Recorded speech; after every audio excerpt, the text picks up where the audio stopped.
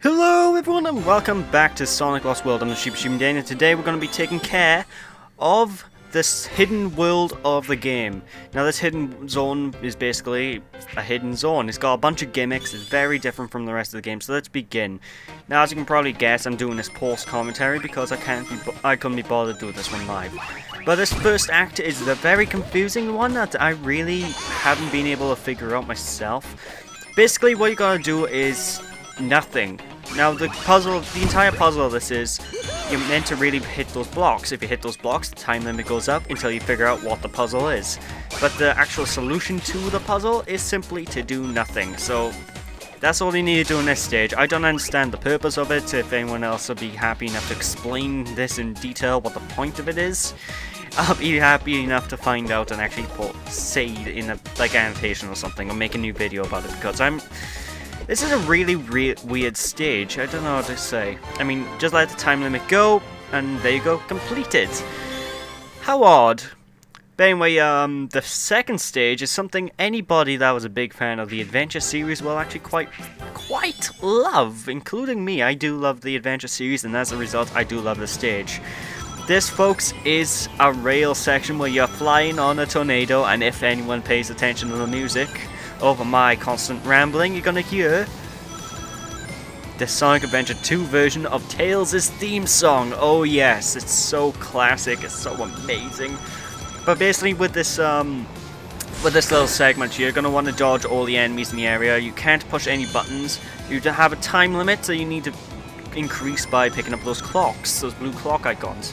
If you pick up the orange speed boost, you'll actually go faster.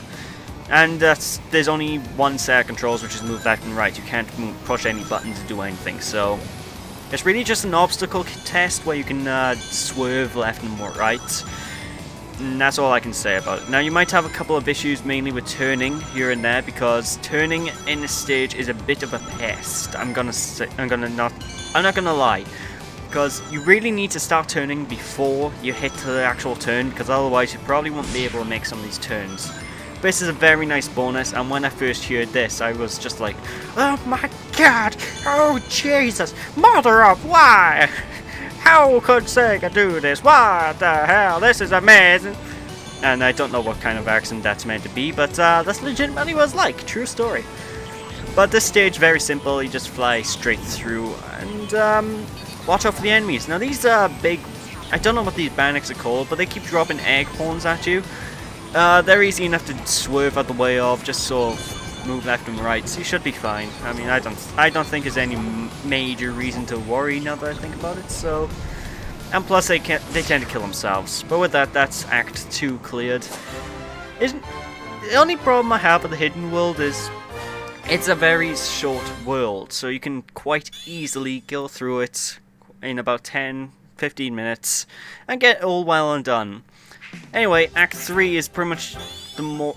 Ironically, it's the oddball of the lot, because this one's actually an obstacle course.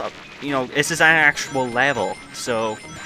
Act 3 is probably going to be more... This is the oddball out of the hidden world stages, which is strange considering the whole thing's gimmicky, but basically you're stuck in this obstacle course with all these moving platforms and shrinking platforms, so really you need to be careful. It's more of a... It's kind of like let me think of an example from some of the Mario games. Like the super ultra hard level in Mario Galaxy 2. It's kind of like this for Sonic. Granted, it's nowhere near as difficult as the super ultra hard level in Mario Galaxy 2 because this stage isn't that difficult. Well, it can be difficult. It really depends. Like I was making this a little bit more difficult for myself during my run through because I decided to go, okay, people saying this game doesn't have momentum, so I'm going to show them this game has momentum by using momentum to use platforming. Probably a bad idea in hindsight because this took me a couple of attempts to do because I kept messing up. Because one thing that's weird about this game, which is only weird if you play this game after playing Mario Galaxy, is that when you're jumping, the tube doesn't jump the same way as you do, so if you're jumping, the gravity will stay the same while you're jumping, and it'll only move while you're touching the ground, so you can sometimes jump to the left and then fly off into nowhere, because you didn't realize, hang on, this gravity doesn't jump with me. Oh no!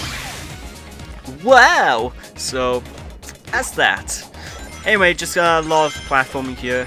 I take advantage of the spin dash jump by here, which is fantastic. Now the bell pretty much gives you an extra life. There's no red rings in this hidden world at all, folks, so you don't need to go out of your way to actually collect anything. It's just a simple... It's just like a little bonus you get for beating the game. I mean, it's not needed. I like it though. I mean, it's a nice change of pace. Get a couple of bonus gimmicky levels. As a little reward for playing the game. Now this by here is actually, I think this one's the final one. I'll tell you. Yep, this is the final one. Once you get to there, this is the end of the level. Be careful of those platforms, because they will. Those last couple of platforms are zoom in.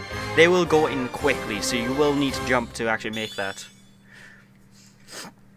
Anyways, on to Act 4, which is actually sporting the final boss of the game, and that's the Miiverse interaction. You can send items to other players, and players will send other items to you. It's kind of annoying. But, yeah, this is the final act and the final stage of the entire game. Now, what you have to do in this one, folks, is simply move left and right on the giant spike ball things, and jump off whenever you think you're at a good angle. Now, as you can tell, there's a lot of PACMAN inside some of these bubbles as well. Now, if you pop one of the bubbles with the PACMAN will come after you, and it's no good. And what the hell happened there? Hey guys, I'm gonna go there. Oh, sugar. But, yeah. And if you're wondering who the true final boss of this game is, you are gonna be very surprised. I'm not going to spoil it right away because I don't want to spoil it right away. It'll be an interesting development for you guys. But really, just rinse and repeat. But, wow, stop this crazy thing! Hoping you guys have enjoyed the LP anyway.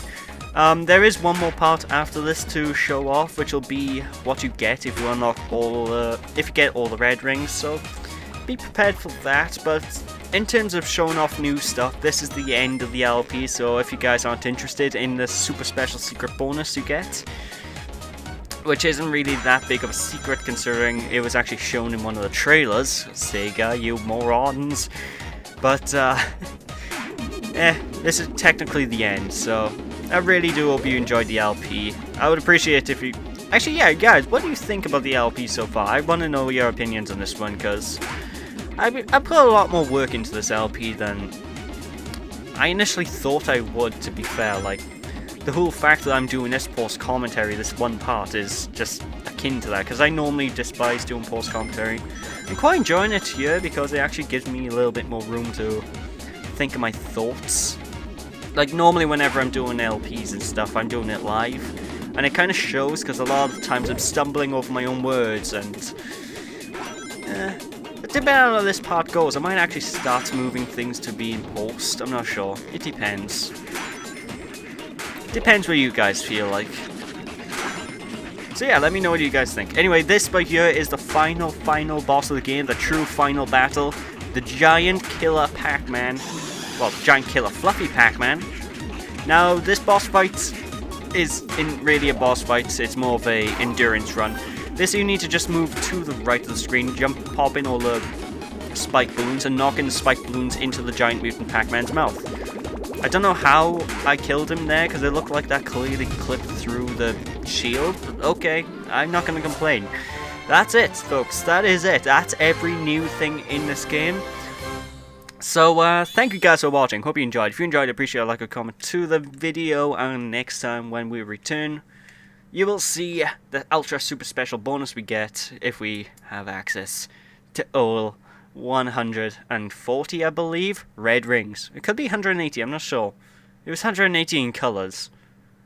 I digress. Anyway, thanks for watching. I really hope you guys enjoyed the LP, and I'll catch you all then. Bye!